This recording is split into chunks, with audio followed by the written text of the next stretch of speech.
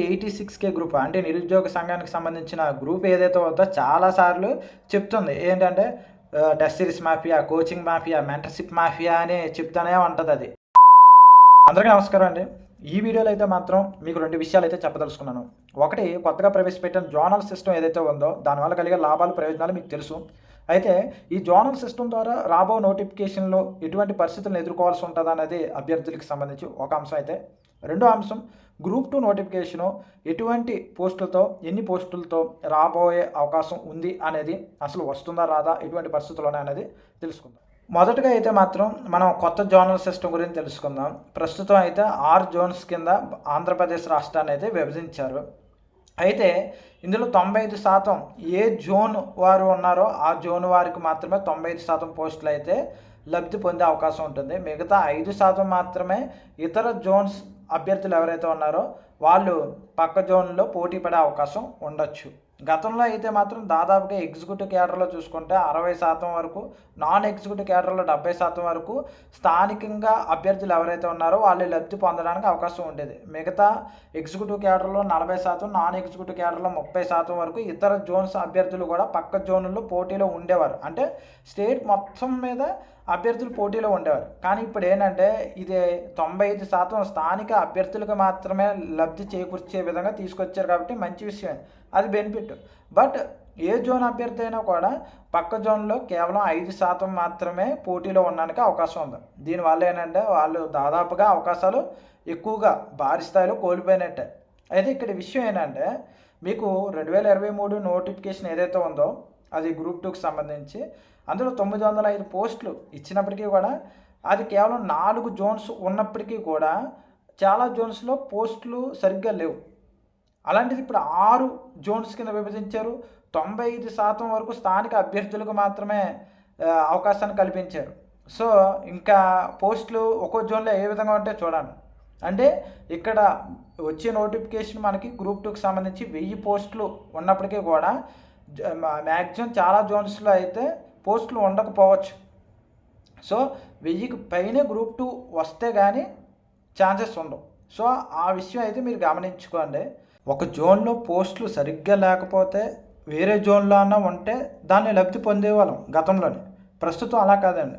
ఈ ఒక జోన్లో పోస్టులు లేకపోతే ఆల్మోస్ట్ మీకు ఇంక లేనట్టే, అది గుర్తుంచుకోండి. ఇక రెండో అంశం, గ్రూప్ 2 నోటిఫికేషన్ ఎన్ని పోస్టులతో నోటిఫికేషన్ రాబోతుంది అనేది అడుగుతున్నారు.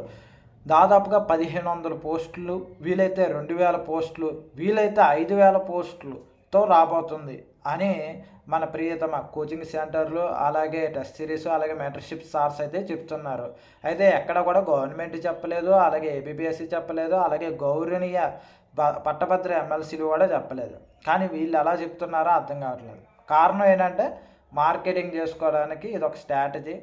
చాలాసార్లు 86K గ్రూప్ అంటే నిరుద్యోగ సంఘానికి సంబంధించిన గ్రూప్ ఏదైతే ఉందో చాలాసార్లు చెప్తుంది ఏంటంటే test series mafia, coaching mafia, mentorship mafia అని చెప్తానే ఉంటుంది అది అని అనుకునేవాడిని.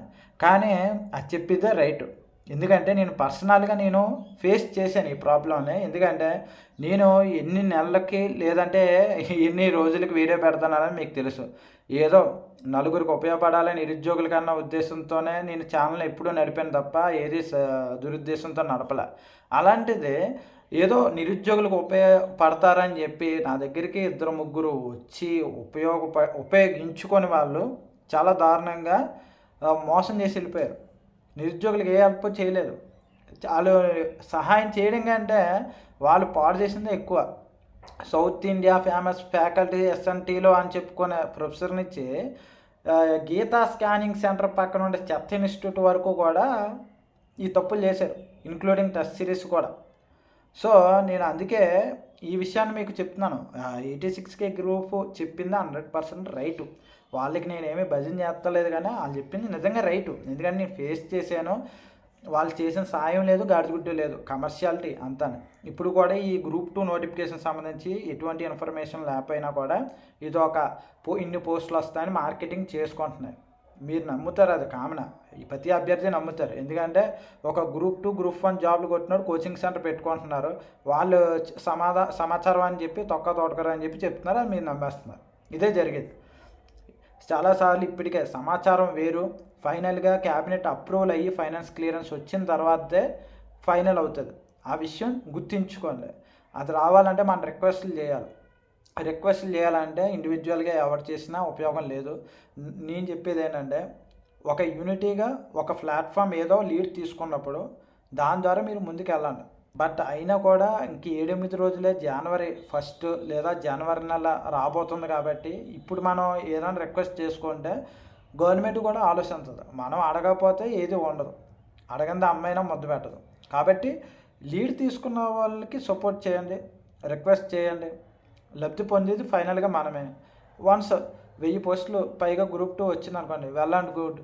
రాకపోతే అప్పుడు ఇదే కోచింగ్ సెంటర్లో ఏం చెప్తే తెలుసా, మీకు ఒక్క పోస్ట్ ఉన్నా కూడా మీరు కొట్టచ్చు, మీలో ఆ టాలెంట్ ఉంది, రండి రండి అని అంటారు. ఇంకా అంతమించి ఏం జరగదు. మీకు మోటివేషనే కావాలంటే అయ్యే వీడియోస్ చూసుకొని ఉండండి, ఇంకా అంతమించి చేసేదేం లేదు. నేను మీ సతీష్ కుమార్, సైనింగ్ ఆఫ్.